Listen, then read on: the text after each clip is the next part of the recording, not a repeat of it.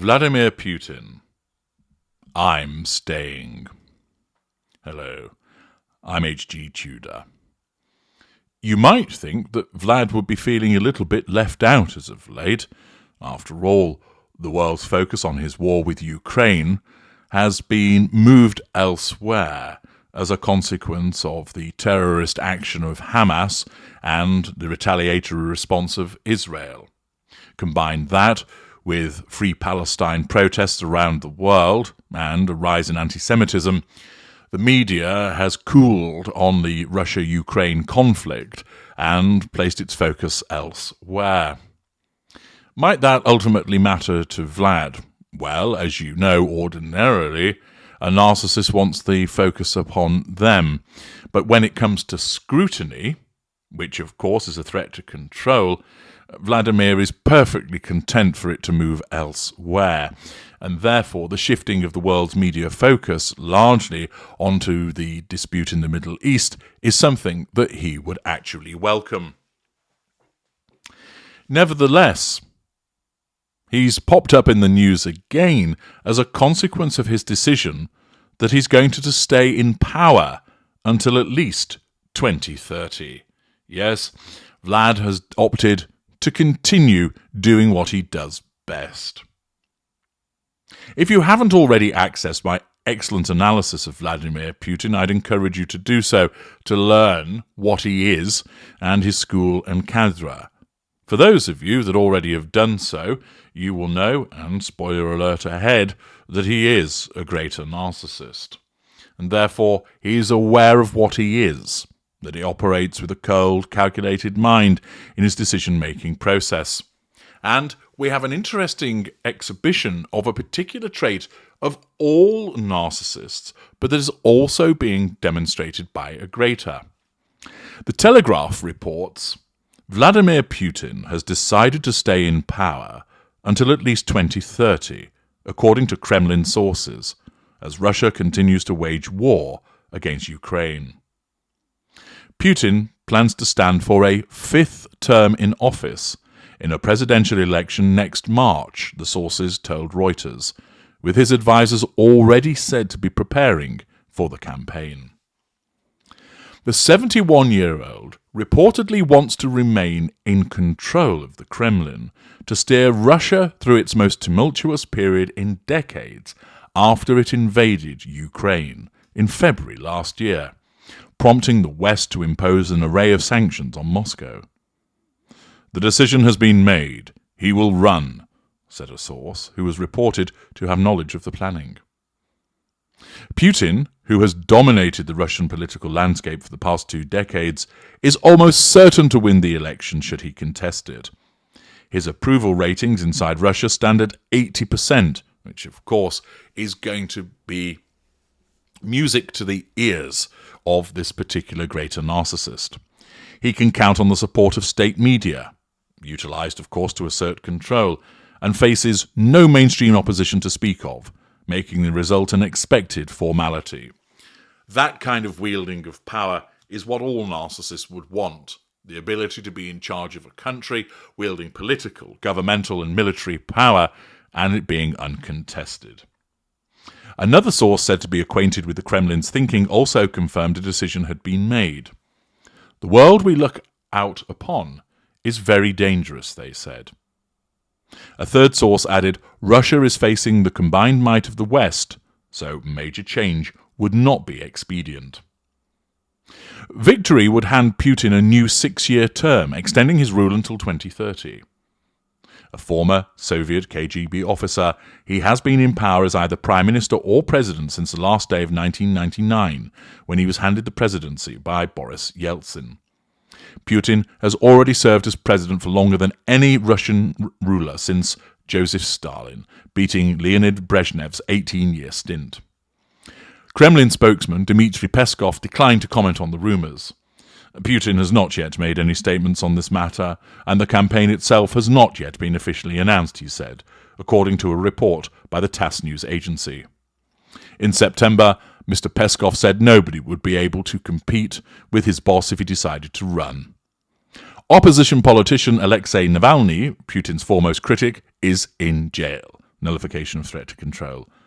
The 47-year-old is serving terms that will keep him in prison until he is in his mid-70s, unless he is freed early. Putin has traditionally kept his personal political plans under wraps, with announcements only made at the last minute. But the Moscow Times newspaper reported that the Russian president had already de facto started his campaign with an increase in public appearances and face-to-face meetings with Russian citizens across the country. An official announcement could be made in the next few weeks, the Kommersant newspaper reported last month. Foreign diplomat sources told Reuters they expected an announcement to come soon. Constitutional reforms passed in 2020 allowed Putin to serve another 2 terms in office beyond his current one. The changes introduced a restriction on presidential rule to 2 6-year terms in total, rather than 2 consecutive terms, effectively resetting the clock on his time limit as president. Putin could now potentially lead Russia until 2036, when he will be 84. However, he currently faces the most serious set of challenges any Kremlin chief has confronted since Mikhail Gorbachev grappled with the crumbling of the Soviet Union more than 3 decades ago. In recent months, Putin faced the clearest test yet of his leadership when he saw off an attempted coup by former Wagner Group leader Yevgeny Prigozhin. Prigozhin was killed in an unexplained plane crash. See parts Passim for my analysis of that, 2 months to the day after the June 23rd mutiny. Recent media reports have also questioned Putin's health, which the Kremlin has brushed off as Western propaganda, nullification of threat to control. Thus, that's the background to and the suggestion that Putin is going to stay until at least 2030, and it doesn't look like any election is going to go against him. But have you picked up on one of the strands of narcissistic behaviour described in that report that is common to many narcissists? Have you identified it?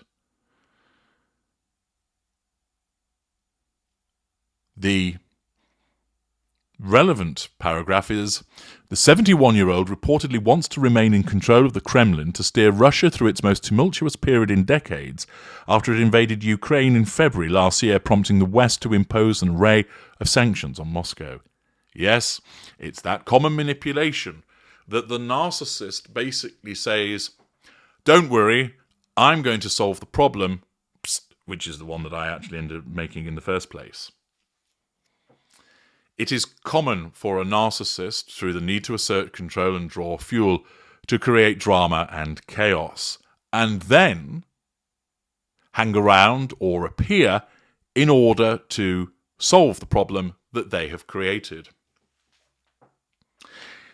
It's common in the sense of somebody being both fire starter and fire extinguisher, an individual that runs around setting fires so that they then can turn up and play the hero as they put them out.